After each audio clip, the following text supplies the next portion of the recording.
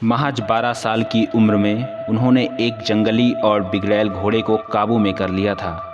बाद में लगभग जीवन भर वो घोड़ा उनका साथी रहा। ये बच्चा बड़ा होकर अलेक्जेंडर द ग्रेट कहलाया और प्राचीन दौर की सबसे प्रसिद्ध शख्सियतों में से एक था। मेसोडोमिया के रहने वाले सिकंदर का जन्म 356 ईसा पूर्व में हुआ था। उनके पिता की उनके ही सुरक्षा गार्ड की हत्या कर दी थी, जिसके बाद एक नए राजा के बनने का संघर्ष शुरू हुआ। इस संघर्ष में उन्होंने अपने सभी विरोधियों का सफाया कर दिया और 20 साल की उम्र में राजा बन गए। इसके बाद सिकंदर ने 12 वर्षों तक शासन किया। उन्होंने अपने सैनिकों के साथ 12,000 मील की विजय यात्रा की। अपनी बुलंदी के दौर में सिकंदर का राज्य पश्चिम में यूनान से लेकर पूर्व में आज के पाकिस्तान, अफगानिस्तान, ईरान, इराक और मिस्र तक फैला हुआ था।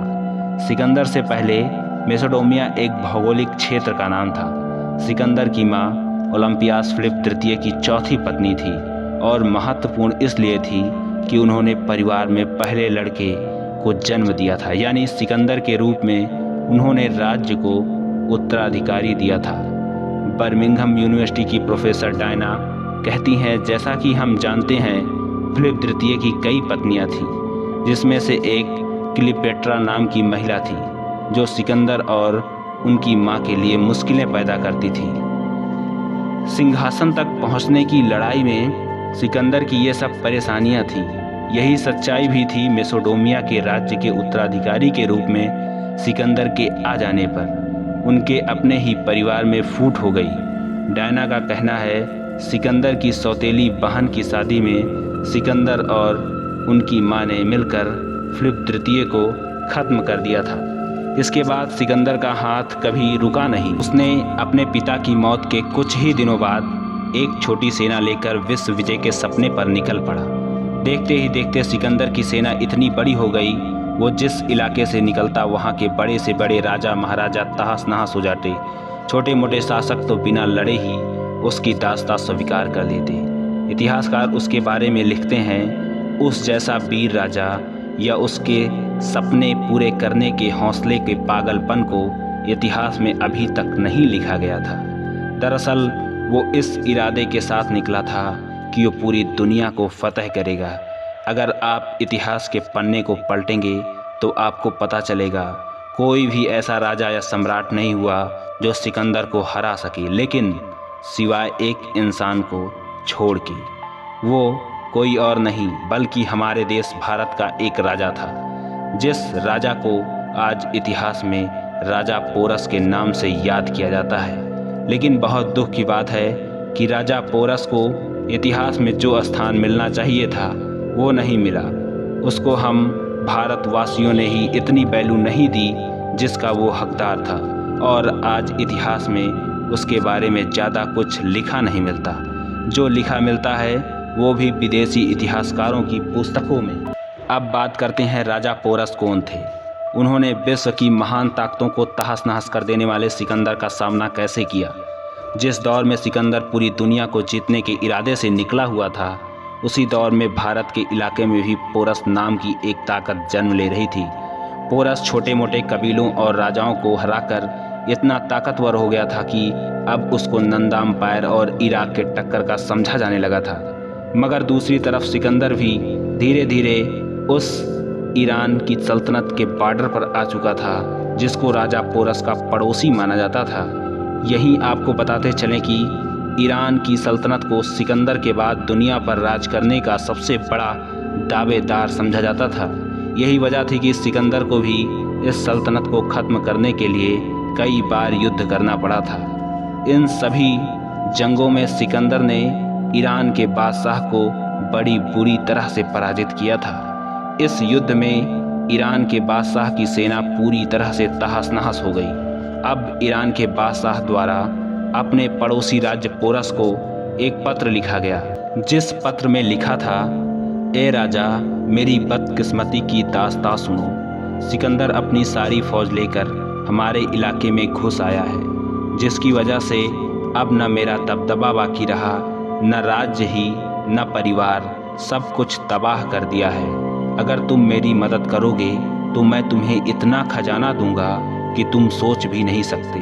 ये पत्र पढ़ने के बाद राजा पोरस ने अपने यहाँ से हाथियों का एक दास्ता ईरान की तरफ रवाना कर दिया, मगर सिकंदर के जासूसों ने उसे पहले ही इस मदद के बारे में खबर दे दी। ये मदद पहुंचने से पहले ही सिकंदर ने एक बार दारा के ऊपर हमला फिर से कर दिया। इस बार दारा की बची खुची फौज भी पूरी तरह से तहस नहस हो गई। उसके बाद भी जो बच गए थे उन्होंने दारा को ही मार डाला और सिकंदर की फौज में शामिल हो गए। लेकिन अब सिकंदर को यकीन हो चुका था, ईरान के बादशाह दारा के बाद भी एक ऐसी ताकत मौजूद है जो मेरे सामने जंग में खड़ी हो सकती है, यानी जो मेरे सपने को खाक में मिला सकती है। अब उसने इरादा किया कि वो अब राजा पोरस को ख़त्म करने ही इस इलाके से वापस जाएगा। 2-3 दिन आराम करने के बाद सिकंदर अपनी सेना के साथ अफ़गानिस्तान के रास्ते भारत की ओर निकल पड़ा। भारत में प्रवेश करते ही सबसे पहले तक्षशिला के राजा, जिन्हें अग्नि के नाम से जाना जाता था, उन्होंने बड़ी गर्मजोशी के साथ उनका स्वागत किया। उस इलाके के सभी छोटे बड़े राजा या तो सिकंदर की दास्ता को स्वीकार कर चुके थे या पोरस की तबाही को देखने के लिए तैयार बैठे थे। सिकंदर ने राजा पोरस के यहाँ अपना एक दूत भेजकर बोला, अगर तुम मेरी दास्ता स्वीकार कर लो तो मैं बिना जंग किए वापस लौट जाऊंगा। लेकिन राजा पोरस ने उसके इस प्रस्ताव को ठुकरा दिया था। इसके बाद सिकंदर गुस्से से लाल होकर राजा पोरस पर आक्रमण करने के लिए निकल पड़ा, मगर दरियाई झेलम में पानी ऊपर तक भरे होने के कारण लाख कोशिश के बाद भी सिकंदर उस नदी को पार नहीं कर पा रहा था। उसी नदी के दूसरी तरफ राजा पोरस अपनी पूरी फौज लेकर उसका इंतजार कर रहा था। यही बहुत से इतिहासकारों का मानना है कि फौज के मामले में राजा पोरस सिकंदर से कहीं ज़्यादा मजबूत था। वहीं राजा पोरस की सेना में 300 ऐसे हाथी थे जो युद्ध के लिए तैयार किए गए थे, जो उस समय अच्छे हथियार माने जाते थे, क्योंकि दुश्मनों के घोड़े हाथी को देखकर घबरा जाते थे। और कुछ दिनों के लगातार प्रयास के बाद सिकंदर नदी को पार करने में सफल हो गया। उसका सामना सबसे पहले राजा पोरस की सेना के एक छोटी सी टुकड़ी से हुआ, जिसका नेतृत्व उसका बेटा ही कर रहा था। उस छोटी सी फौज को सिकंदर ने बड़ी आसानी से हरा दिया। इसके बाद राजा पोरस और सिकंदर के बीच आमने सामने की जंग शुरू हो गई। शुरू में सिकंदर इस जंग में हावी रहा, लेकिन जब राजा पोरस ने अपने हाथियों को जंग के मैदान में उतारा तो पासा ही पलट गया, क्योंकि ये पहली बार था कि सिकंदर की फौज को जंग के मैदान में हाथियों का सामना करना पड़ रहा था। इसी कारण सिकंदर की सेना इधर उधर बिखर गई। कुछ इतिहासकार लिखते हैं, सिकंदर की सेना हाथियों से भयभीत होकर रोने भी लगी थी।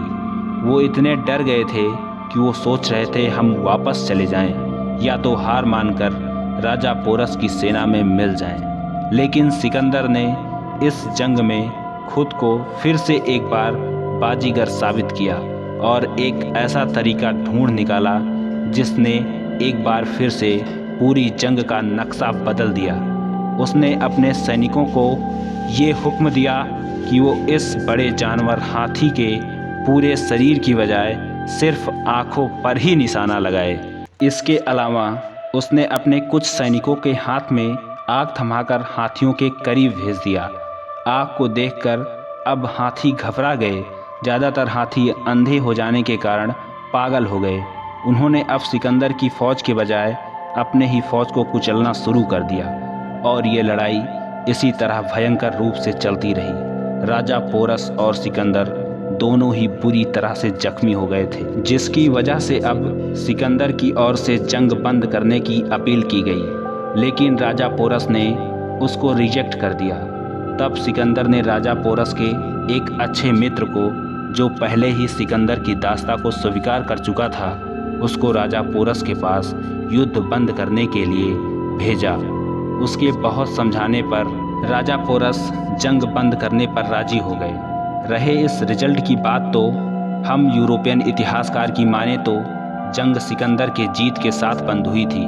बाद में सिकंदर ने उसकी बहादुरी पर उसका राज्य वापस कर दिया था।